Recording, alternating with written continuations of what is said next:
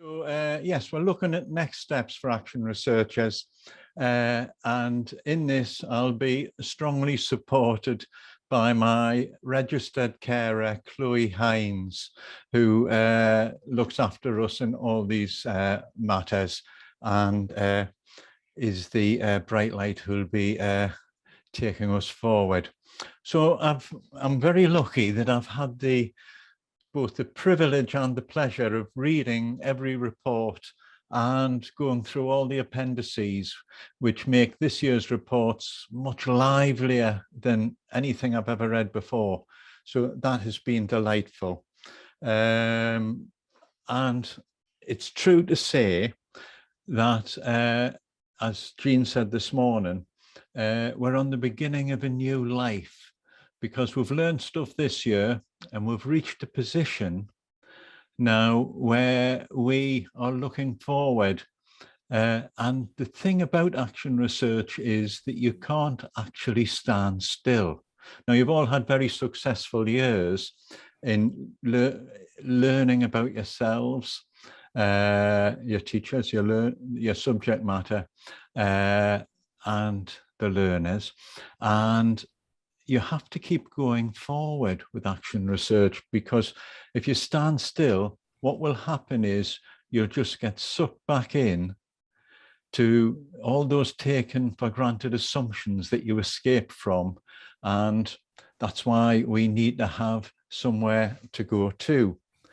Now, if I have an abiding image from reading your reports of what action research does to people, it's the image in the next slide.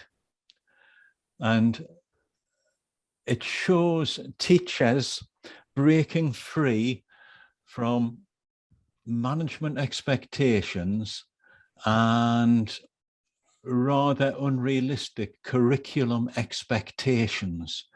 And you've actually, if I dare use a phrase that belonged to one of yesterday's men, you've taken back control of the classrooms very much. You've escaped from what has been called the paralysis of tradition. The way that we go to work in an institution, and your colleagues, your new colleagues, and the students quickly educate you into saying, oh no, this isn't how we do things here. This is what we do here, and you've escaped from that. And the way that the key change that I think has been made might be represented in the next slide. That I think when a lot of projects started, this was the model that they looked at.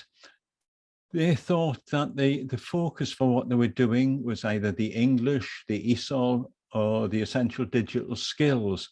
And they were going to study that and somehow tweak the teacher, the teaching, or the methods the teachers used in order to represent that central subject matter more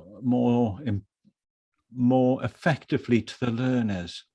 But once you start doing action research and start consulting the learners, then you moved much more into this model, where the learner's experience became central, and you adapted the methods and redrafted the curriculum in a lot of cases, rethought different ways to teach, and it was all about satisfying the learner's needs. And what so many of you have become are extended professionals. There is a much greater evidence, there's much greater evidence of teachers using independent judgment, independent professional judgment in the interests of their learners. And this comes over time after time after time, and that's brilliant. And one of the really interesting things I've learned from reading all your reports is that it began to chime with some research I'd come across from Scandinavia and Australia, where teams of researchers have been looking at what effect doing action research has on teachers. And have we got the next slide, please, Claire?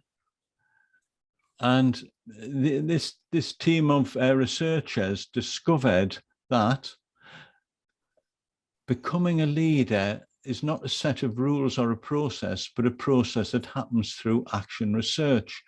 And what their argument is that teachers who do action research develop that professional confidence that automatically equips them to be able to accompany others, other colleagues and their learners through a more emancipated view of education. And what the researchers found out, both the published research from Edward Groves and Ronneman and our research is illustrated in the next slide. Action research creates leaders, but not leaders like this. So it's not somebody standing in a position of authority saying, this is the way forward if you want to change classrooms, because they found that classroom change doesn't happen like that. Classroom change happens more on a model where project leaders are standing with their colleagues, they are working with them, they're taking their hands, they're living in the same settings, and they're sharing the experiences from the same settings. And there are a couple of quotes that, to my mind, illustrate very, very strongly why leadership on our projects is so powerful. And if we take the quote on the left, that the critical part was the project leader led us to think about how to tie the curriculum to the kids here.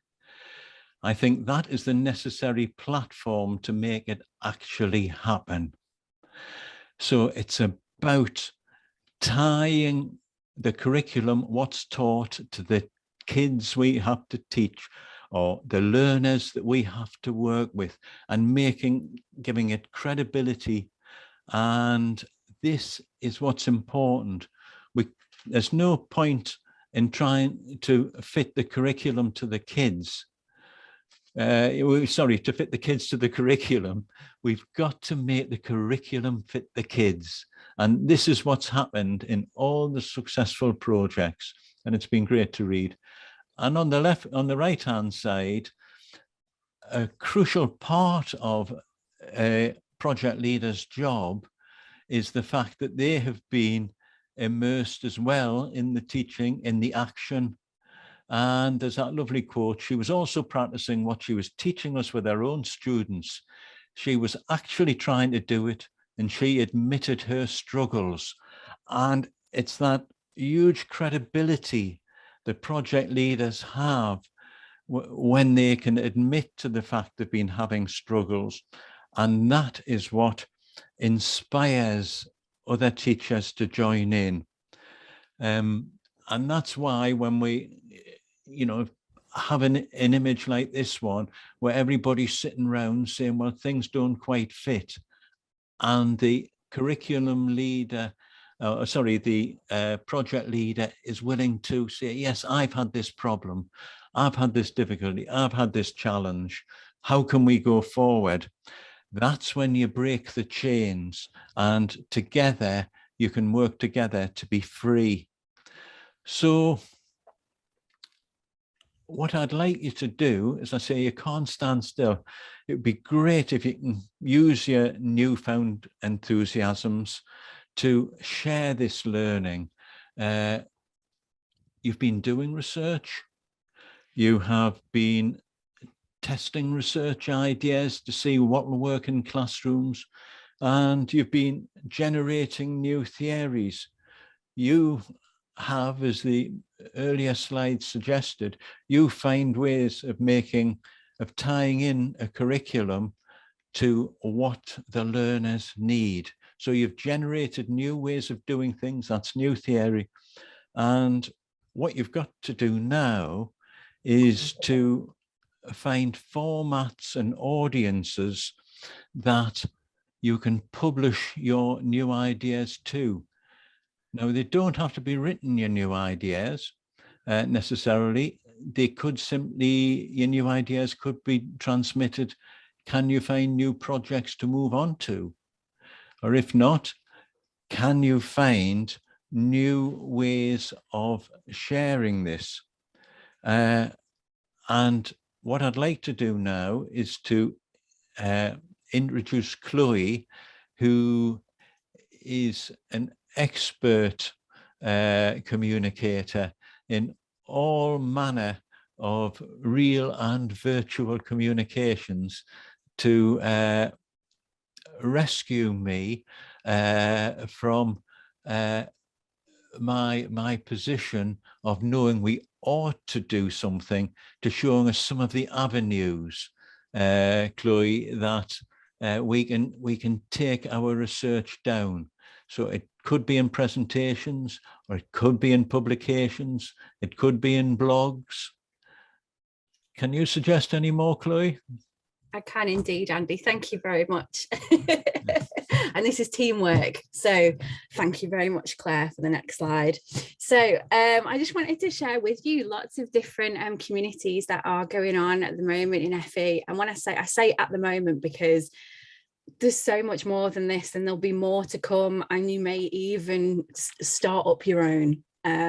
So there's loads of things on here. And when Vicky asked me to make a slide, by the way, I took advantage of that, and it's actually 3 slides. But when she asked me to do this, I originally drew up these little images and thought about how these kind of like communities can be set and opportunities can be separated into 3 different areas, like sharing your ideas and talking through your ideas, and then also sharing them on like podcasts and audio and blogs and things like that. And then I realized that a lot of these opportunities are really multifaceted. So for example, you might want to present at Cannes in October, or you might also want to write for their new Cannes Praxis journal, hot off the press, launch next week, FYI, if anyone's interested in bobbing along to that. So there's lots of things on here, and I'm not expecting you to read every single one of them because they're all going to be in the wakelet that's going to come out next week. But something I just wanted to point out was that right at the bottom there, I've mentioned that communities of practice within your own organisation. So you might want to set up things that are a little bit more localised within your own organisation, or even online. I've put on FE Reading Circle there, and that's something that I set up last year. And that was me just putting a tweet out because I wasn't reading enough, and I was doing my ATS at the time, my advanced teacher status.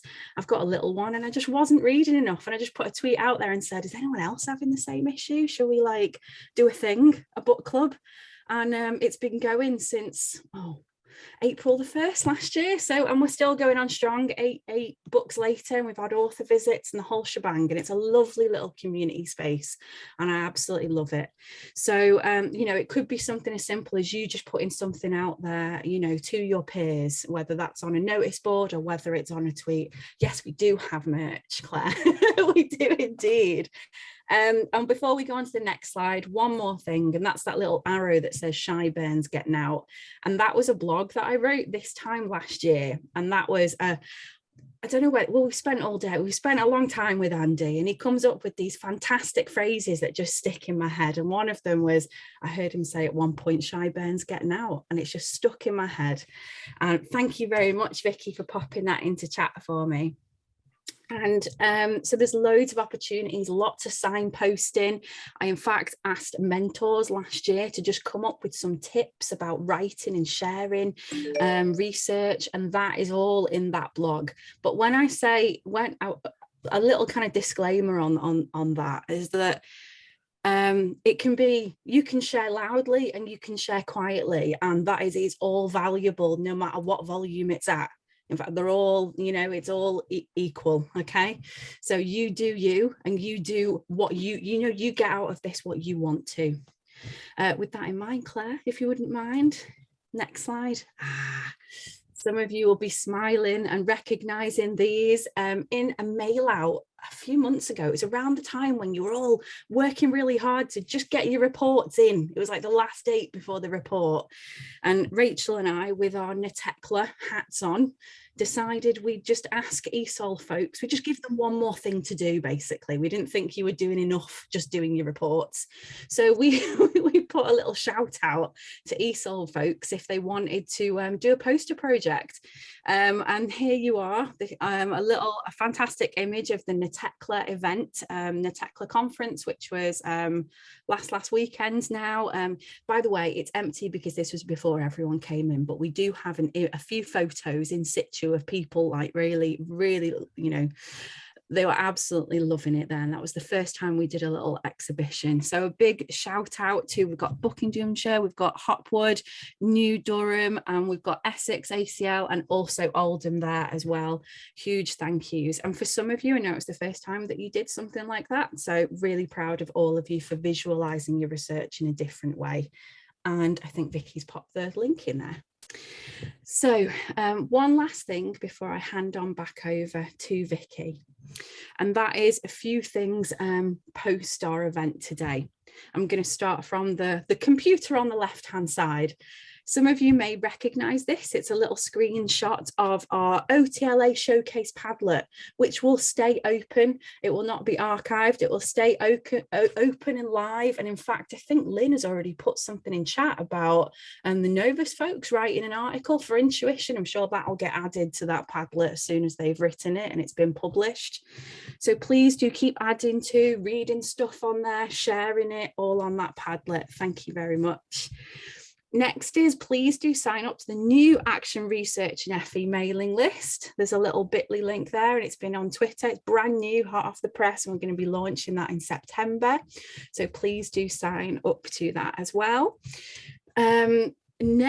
The next computer there, you'll see that's a screenshot from last year. That's obviously because I've not made one for this year yet, but that is Chloe's job for next week, which is to make a Wakelet collection of all of the fantastic tweets that have been going on today in the event, your slides, resources, all the golden nuggets from the mentees. I don't know if anyone's found the secret section in the landing page, which is right at the bottom. All the mentees are there, so you can actually go through and see all the fantastic freshest thinking that people have had after their presentations. And the last thing there, I thought I'd do it on a phone, on a device, not just a computer. That's a screenshot of one of the projects. So far I've uploaded 9 out of 41, but I'll get there. You know, there's 41 projects here today. So give me a few weeks, give me the summer, and they'll all be on there in their glory. So all your reports are going to be on our research website, and also PrEP, which is on the Excellence Gateway as well. So that will be on there very, very soon. All right, back over to you, Vicky.